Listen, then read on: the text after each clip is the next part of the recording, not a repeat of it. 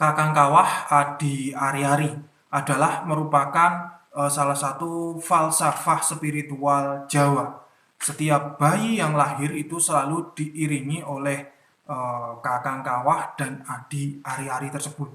Nah, kali ini yang kita bahas adalah tata cara ritual khusus, cara merawat atau istilah Jawanya ngrumat, yaitu ngrumat ari-ari bayi tersebut. Mari kita mulai.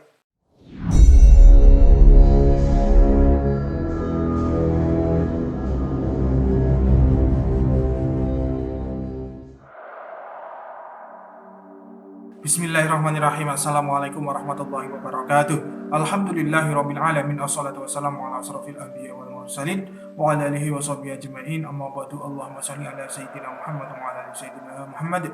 Rabbi shrah li sadri wa yassir li amri wahlul 'uqdatam min lisani yafqahu qawli. Raditu billahi rabban wa bil islam dinan wa bi Muhammadin nabiyyan wa rasulan. Rabbi zidni ilma warzuqni fahma. Amin.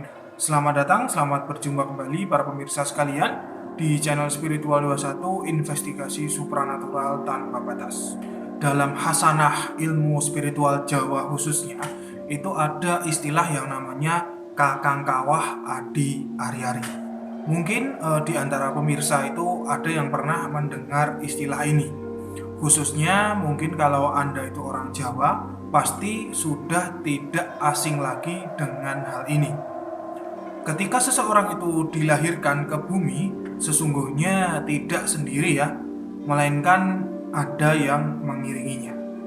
Mereka yang mengiringi saat seseorang dilahirkan ke dunia, ditinjau dari falsafah spiritual Jawa, itu disebut Kakang Kawah Adi Ari-Ari. Kakang Kawah itu artinya kakang itu adalah kakak ya, terus kemudian kawah itu adalah air ketuban.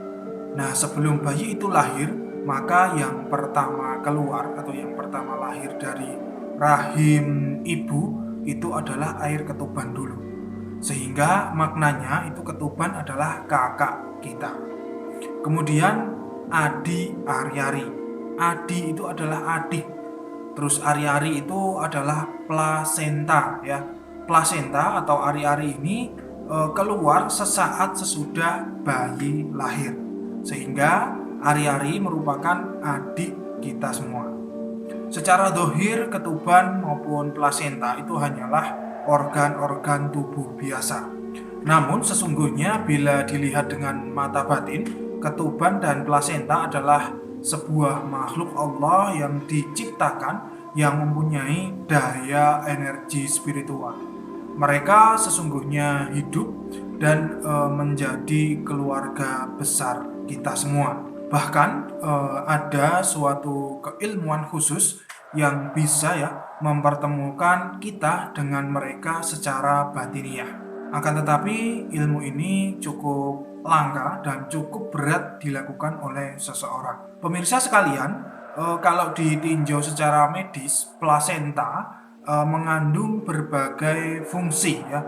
Dilansir dari situs halodoc.com, fungsi ari-ari atau plasenta itu adalah sebagai berikut.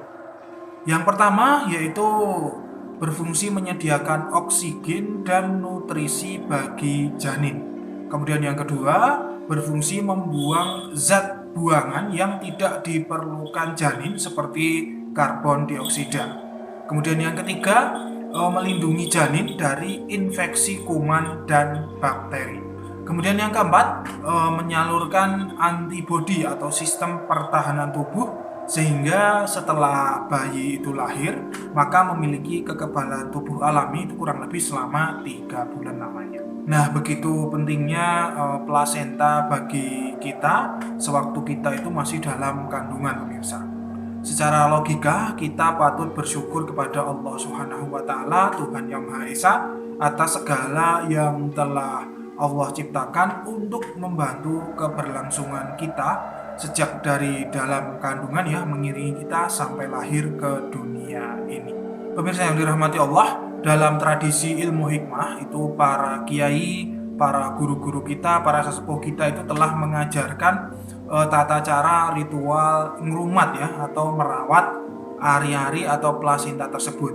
Nah, kali ini ada sebuah ijazah khusus untuk melakukan ritual tersebut. Ijazah ini kami dapatkan dari dua orang kiai ahli hikmah, yaitu yang pertama beliau Kiai Haji Abdurrahman bin Abdul Aziz. Kemudian yang kedua beliau Kiai Haji Musyafa Ali. Ijazahnya itu tertulis dalam tulisan Jawa Pekon ya, sehingga yang mengerti mungkin mereka yang memang belajar Pekon Jawa atau mereka yang sering bergelut di pondok pesantren. Namun di sini akan kami ketengahkan dengan bahasa Indonesia, sehingga mudah bagi siapapun, mungkin bagi Anda yang di luar Jawa, di Kalimantan, di Sumatera, di Papua, dan lain sebagainya, bisa mengamalkan ritual ini. Nah, mari kita simak ritualnya. Yang pertama, siapkan kain mori putih yang masih baru secukupnya.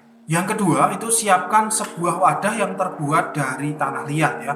Kalau orang Jawa itu menyebutnya dengan istilah kendil. Kalau di daerah lain saya kurang tahu. Terus kemudian jangan lupa ya, wadah ini harus baru, jangan beli yang bekas. Bisa dibeli di pasar-pasar tradisional ataupun bisa dibeli di pengrajin tanah liat. Jangan lupa cari wadah ini yang ada tutupnya pemirsa. Kemudian yang ketiga, siapkan juga yang namanya kembang boreh. Nah, kembang boreh itu yaitu terdiri dari bunga mawar yang putih ya, terus kemudian melati, lalu kandil, dan parutan dari delingo dan bengle. Nah, bahan-bahan tersebut itu bisa didapatkan di penjual-penjual bunga. Biasanya kalau di pasar-pasar tradisional itu biasanya ada. Nah, silahkan beli di situ, insya Allah mereka penjualnya sudah tahu. Kemudian yang keempat, setelah semua disiapkan, lalu ambil ari-ari atau plasenta tersebut, lalu disucikan ataupun dimandikan dengan air yang bersih. Kemudian yang kelima, setelah bersih ya, kemudian ari-ari tersebut itu dibungkus dengan kain mori yang sudah disiapkan tadi. Lalu setelah itu kemudian masukkan ke dalam wadah atau kendil tadi. Kemudian yang keenam, taburi dengan kembang boreh yang sudah disiapkan. Lalu yang ketujuh, tutup rapat wadahnya atau kendil tersebut. Kemudian yang kedelapan, setelah semuanya siap, maka kendil tersebut kuburlah ya di sekitar rumah yang sekiranya tempat tersebut bersih. Biasanya itu dikubur di depan rumah.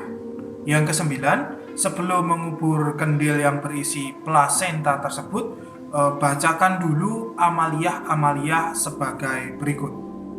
Yang pertama adalah bacakan sholawat 1 kali. Sholawatnya bisa sholawat biasa, Allahumma sholli ala Sayyidina Muhammad wa ala ali Sayyidina Muhammad, atau sholawat Ibrahim, atau sholawat Nariyah, dan lain sebagainya sebisanya. Kemudian yang kedua, bacakan syahadat 1 kali, asyhadu an la ilaha illallah wa asyhadu anna Muhammadar Rasulullah. Terus kemudian yang ketiga, bacakan Al-Fatihah 1 kali. Terus kemudian yang keempat, bacalah amalan khusus ini 3 kali. Meneng jabang bayi, ojo sugih tangis, ojo sugih beko, ojo sugih lewo, lan ojo sugih catur, lan ojo wani-wani marang bapa biyung ira, ojo wani marang guru nira, lan sedulur ira kabeh. Kemudian yang kelima, bacalah jawaban dari mantra yang sudah dibaca tadi, yaitu inggih, inggih, inggih. Nah, seperti itu. Itulah tata cara penguburan ari-ari versi ilmu hikmah. Nah, selain itu sebenarnya itu masih ada cara-cara versi Jawa atau Kejawen ya. Kapan-kapan insya Allah akan kita kupas. Semoga sajian ini bermanfaat bagi pemirsa yang melestarikan tradisi ilmu hikmah Nusantara. Kalau kurang paham, silahkan bisa tulis di kolom komentar di bawah. Saya Patih Nur Alam, kurang lebihnya mohon maaf. Subhanakallahumma wa bihamdika, asyhadu an la ilaha illa anta astaghfiruka wa atubu ilaik. Alhamdulillahirabbil alamin. Wabillahi taufiq wal hidayah wa ridha wal inayah. Wassalamualaikum warahmatullahi wabarakatuh. Salam spiritual.